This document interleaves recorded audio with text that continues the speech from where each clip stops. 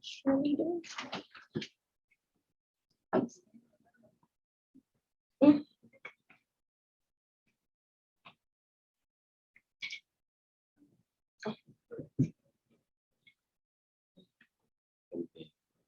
You drive back yourself. Rental car. It might not.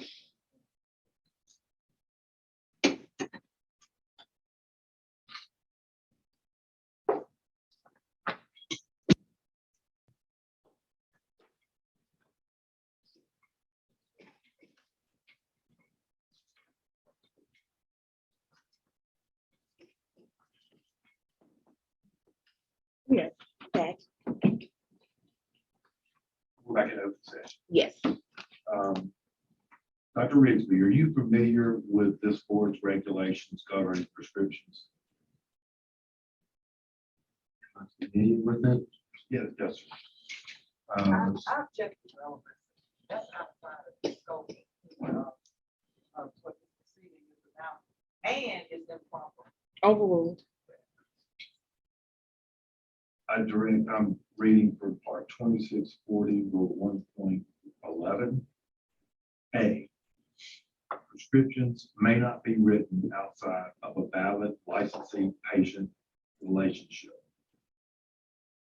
The preceding section says, in addition to any other requirements set forth in these rules pertaining to the issuance of prescriptions of controlled substances, the following additional requirements apply to all prescriptions, whether or not said prescriptions are for controlled substances, legend drugs, or any other medication. Ativan is a controlled substance, isn't it? Correct. Lexapro is a legend medication, isn't it? Correct.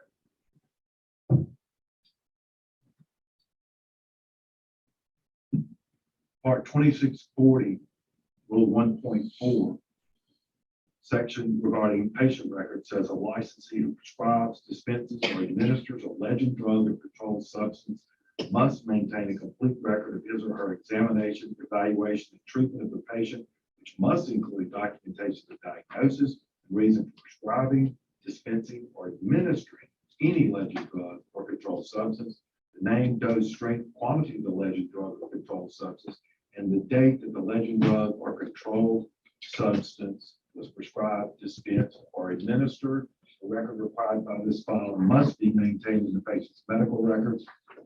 If medical records are maintained at the office of the licensee, the records must be available for inspection by the representatives of the Michigan State Board of Medical Licensure. With that requirement. and I made note of what I prescribed, so I did do that. Okay, now, as I understood your testimony, when your counsel was asking you, did you write these prescriptions at the Mexican restaurant? Yes,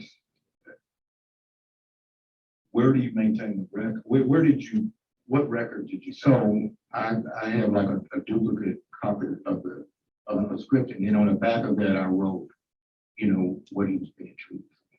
But I didn't, present it to anyone. You didn't do an examination or evaluation. I didn't know I needed an exam. Though you've been known since June before that he had some serious psychological issues. I wasn't in active doctor mode with him after that point, so.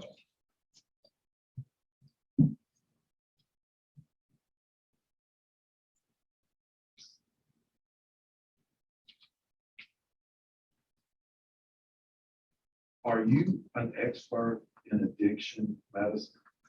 No, sir, I'm not. You're aware that Dr. Hamilton is. Yes, I heard that. You're aware that Dr. Hamilton has decades of experience in dealing with impaired physicians. Yes, sir. When you were, I'll make sure I don't go outside the topic of scope.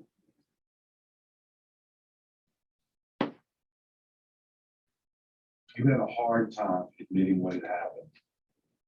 The facts of the events when you for discipline in 1995. Is that accurate? Correct. At that time, did you assert that patients just misunderstood or mistook the contact? Probably some 27 years ago, yes. Today, aren't you saying that patient A just misunderstood, or are you saying he's lying? What I'm saying, he's lying. What happened other than what we know as far as the grazing of the lip, but that other stuff, no, sir. Okay, so just for the record's clear, patient A is lying. For the record, patient A is not telling the truth as it relates to my interaction with him at that level.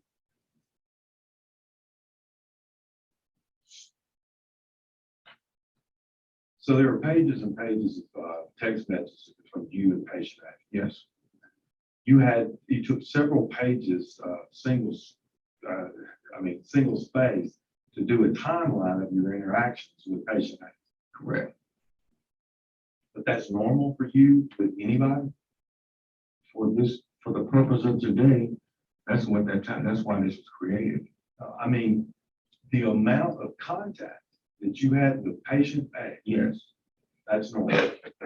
I communicate with people on a regular basis, but at the time, I didn't see patient A as a patient. I've said that more than one time. I understand that you say you did not perceive it as a Right. patient, Right. but do you understand that it's up to this board to determine whether or not you comply with ethical standards? I understand that. I understand that.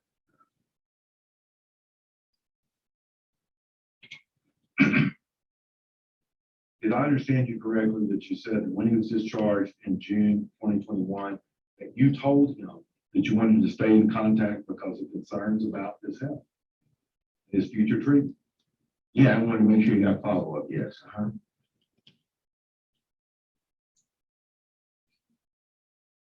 The issue about the Father's Day present, I'm just not sure I understood. Did you actually spend Father's Day with him? I was there Saturday evening, Sunday, I was back with my family. But I was working with him that Saturday. Did patient A misunderstand that you were acting as a mentor or in a mentor-mentee relationship with him? I can't speak for what he understood, but I can say that I made it very clear, I'm here to guide you, give you advice. So did it appear in his mind as a father-son relationship? I can see where you can see that, yes.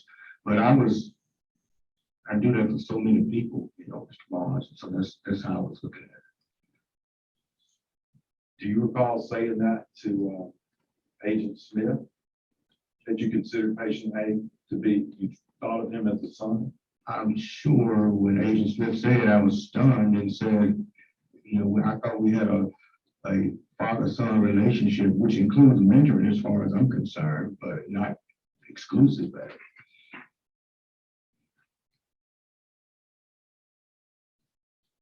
So you stated you were not his physician of record at the time, but you signed the prescription. Yeah.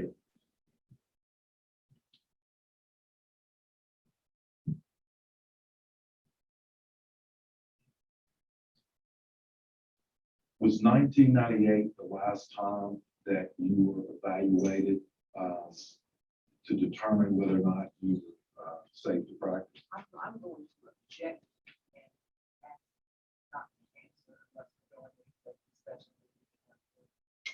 I think you asked about examination. 19, whatever. I'm not going to ask you details, and if the answer is yes, then we might go to executive session. The answer is no, we don't. Fact, whether it exists or not, as far as my understanding is not something that's discussed or disclosed in the public arena. I do have a question.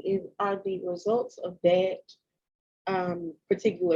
the statement that you just made, was that ever disclosed in the orders from the board?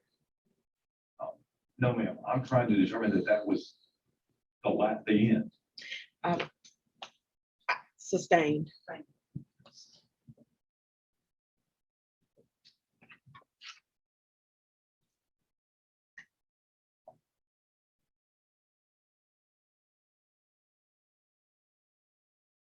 did you ever tell patient A that he was being too familiar with you and that he needed to back off? I did not. Did you ever tell him that he obviously misunderstood your relationship? And, you know, anytime. How many people have you loaned belts to? Have I done what? I'm sorry. Loaned belts to? I mean, it's a accessory item, you know, I've known belt, socks, shirts, whatever. I mean, whoever needs it for the moment, if I have it, I'll loan it. Yes. That's it. Any redirect?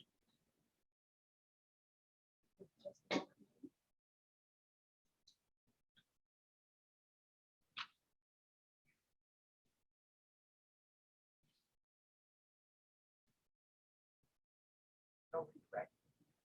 Any questions from members of the board? Aye. Renee Dotson. Yes, ma'am.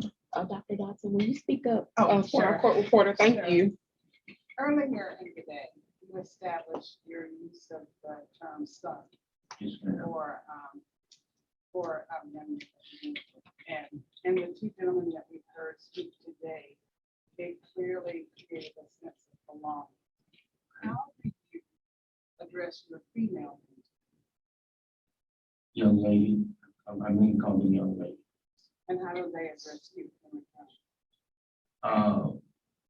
It just depends. You mean outside of a doctor-patient relation, how would they address me? Or, you know, The female counterpart to say the men that were here today. mainly they just call me doc. Or if they're my children's friends, you know, call me Pa or Papa, because that's what my daughters call me. And so they'll call me Papa or Papa. If they're my children's inner circle. No, I'm more interested in mentees that. Oh, okay. counterpart So these a lot of female- times they may say, uncle. They may call me uncle. Like I've mentored some young ladies from when I used to practice in Lexington, who were Toulouse. And when they were there, because their moms were former nurses at the time. And if I were going to campus with my fraternity brother, they tell people, it's my uncle right here. So I don't call them daughter or used to do, they would call me uncle. Any other question?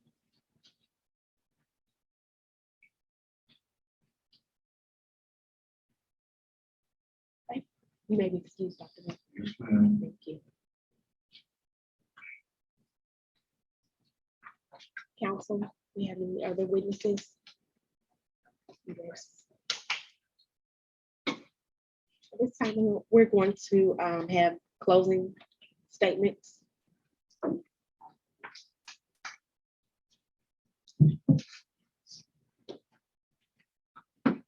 I think the issues facing the board are clear, so I'll waive any additional closing statement. Council, I'll waive it, motion statements as well. okay. At this time, we need to entertain a motion from the board to go into executive session to deliberate on this matter. We can do that here. Is this Logistically, a situation where we need to close first and then go? we don't have to. It's been a long day and I think we know why we need to deliberate, but yes, this, if there aren't any other matters, this will be the final deliberation in this matter. So logistically, Dr. Cleveland, do you want them to stay in here or do you want them to move? Okay. So there was a motion. Motion to close the meeting to consider going into executive session. Second. All in favor, say aye. Any opposed? Any further discussion? Motion carries. We're going to close session.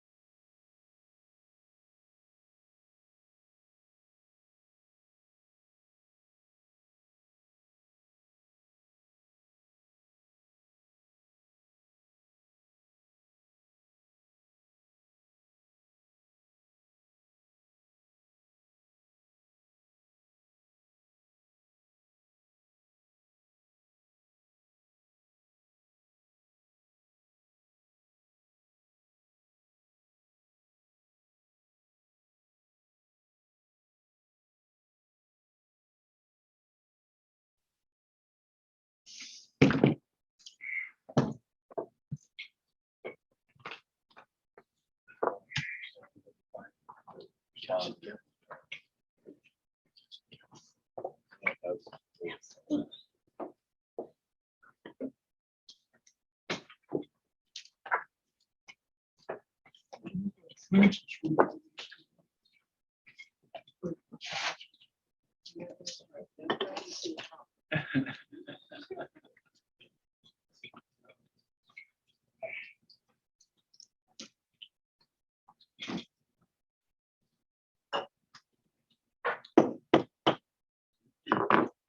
board is out of executive session and back in a full hearing. Dr. Kennard, the acting secretary of the board for this meeting, will give us the findings of the executive session.